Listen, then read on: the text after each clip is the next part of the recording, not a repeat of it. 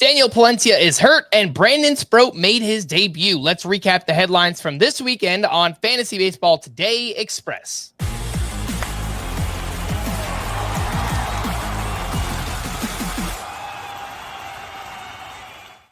Welcome into FBT Express on Monday, September 8th. I am Frank Stampfl, joined by Chris Towers, and let's begin with an unfortunate injury. Daniel Palencia suffered a right shoulder injury on Sunday, also had a disastrous outing. He'll go for medical testing, but it sounds like he might need to miss some time. Who is next up for Cubs saves, Chris? My guess is Brad Keller. What do you think? Yeah, the way Scott White put it on the full episode of the FBT podcast, I think makes perfect sense. It's either Brad Keller, or if it's not Brad Keller, it's nobody. Which is to say, if it's not Brad Keller, it's a committee of some sort. But he's been the primary eighth inning guy, and he's been phenomenal this season. 2.17 ERA, 0.96 whip. The underlying numbers mostly back that up. He's getting a ton of ground balls. He's getting a lot of strikeouts. His velocity. You might remember Brad Keller as like a boring starter a few years ago. He has emerged as actually a very exciting reliever. He's throwing like 97, 98, 99 now.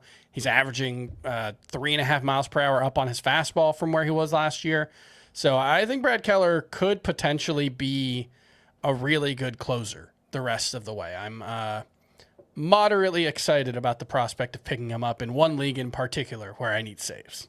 Yeah, he's only 10% roster too, Yes. so widely available. If you lost Palencia, he's a clear replacement, or if you just need saves, Brad Keller makes a lot of sense there. Other Palencia replacements, Ryan Walker, Abner Uribe, and Jose Ferrer in some shallower leagues, and then in deeper leagues. Use the voice. Jose Ferrer. Thank you. And then in deeper leagues, we have Victor Vodnik and Sean Armstrong, who look like they've emerged as the Rockies and Rangers closers, respectively. The Mets continued their youth movement by promoting Brandon Sproat to make his first Major League start on Sunday. He was at the Reds, where he turned in a quality start, 6 innings, 3 runs allowed, 4 walks to 7 strikeouts. Obviously, the walks are high here, but breaking pitches, ton of movement, mid-90s on the fastball. Got off to a really bad start in the minors this year, but over the past month or two, he's looked much, much better. Chris, what did you think about Brandon Sproat's debut, and are you looking to add him anywhere in fantasy? Yeah, he's a tough one to analyze because he was so bad for the first 3 months of the season. And when he got the call, I did a lot of digging. What went wrong? Was there, he didn't really change the pitch mix very much after things turned around for him. There wasn't a velocity change. I didn't find any evidence of a mechanical adjustment. It just was one of those ones where he started pitching better, which is good. You like to see that, but it's hard to be actionable, right? Because what specifically did he start doing? I think Brandon Sproat's talented. I do not think he's a must-add pitcher. Texas is a tough matchup. We've seen a lot of those other hyped pitching rookies, like his teammate Jonah Tong, struggle in their second start after impressing before that. So I think Sproat is a fine pickup, but if Luis Morales is available, I'd rather have him. If Parker Messick's available, I'd rather have him. If Emmett Sheehan's available and he starts against the Rockies this week, I would definitely rather have him. So I think Sproat's an interesting talent for sure, but not a must-add pitcher.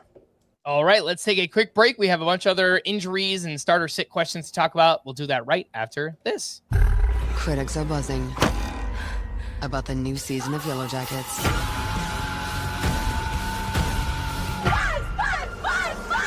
This is not healthy. Yellow Jackets' new season, now streaming on the Paramount Plus with Showtime plan. Welcome back in FBT Express. As I mentioned, we have a bunch of other injuries to talk about. Trey Turner left Sunday's game with a right hamstring strain. He did go on the IL last year, but it was with a left hamstring strain, so the other one, but not great. Sounds like maybe he could land on the IL here or at least miss a little bit of time. Some replacements. Otto Lopez, one of Scott's sleeper hitters, and then we have Colson Montgomery, who's hitting for a ton of power right now. Jordan Lawler stole a base over the weekend. He's been playing. Ha-Seong Kim has been getting some regular run with the Braves. And then J.P. Crawford, just because the Mariners have really good matchups this week. Chris, any of those names stand out to you as Trey Turner replacements? I think Lopez is fine. Montgomery, I expect the bottom to fall out at some point because he's basically just hitting home runs and the rest of the profile is pretty empty, but he's remained hot. And then I think Jordan Lawler is just the most talented of this group. He's just not done anything at the major league level. So I understand if you're pretty skeptical, especially because he's been playing, but not quite every day. So I would probably put him third, even though in the long run, I do expect him to be a very, very good fantasy player. All right, Bobby Witt Jr. left Friday's game with back spasms and then missed Saturday and Sunday. Chris, do you start or sit Bobby Witt Jr. this week? It's really hard not to start him. I'd have to have a really, really compelling reason not to. I think he had an MRI and it came back negative, so hopefully he'll be fine. I wish I had more confidence in it, but I would start him as of now. Kyle Tucker has missed 4 straight with left calf tightness and is not expected to return on Monday either. Do you start or sit Kyle Tucker this week? Yeah, I'm working on that one in one league. I think my only alternative is Spencer Steer. That's going to go right up until the deadline for my lineup on Monday because Tucker was starting to turn it around. I still think he's an impact player, but the lingering nature of this one makes me lean towards sitting him right now. Christian Yelich has missed 5 straight with a back injury, and of course, he does have a history of back injuries. Yeah. Start or sit Christian Yelich. Yeah, he did do batting practice over the weekend and apparently didn't have any issues, so hopefully he's good to go. I think I would plan on starting him, but if he's not announced in the lineup on Monday, then I'd pivot to sitting. Tyler Glasnow was scratched from his start on Friday due to back tightness, and the plan is to have him start early this week. Start or sit Tyler Glasnow. Yeah, this one's really tough because the Dodgers have just been really flexible with their rotation, let's say. I think that's the nice way to put it. They've just been pulling guys in and out of the rotation. Glasnow was scratched Friday at the last minute.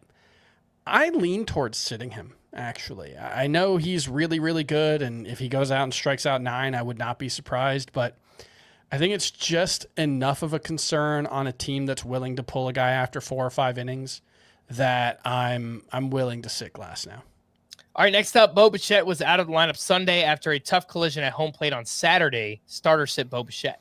I would start him. It doesn't sound like this is as serious as some of the other issues that we've been dealing with, so I would plan on starting Bo Bichette unless we get bad information on Monday. And last name for you here is Nick Lodolo. He's been cleared to start Monday after missing his last start with an illness, so that does make him a 2-star pitcher. Are you good with getting Nick Lodolo back in there? Yeah, I just looked. I want to make sure I have the matchups right because I would lean towards starting him. It's at San Diego, which isn't too bad, and then at Sacramento. I'm going to start Nick Lodolo, certainly in a points league.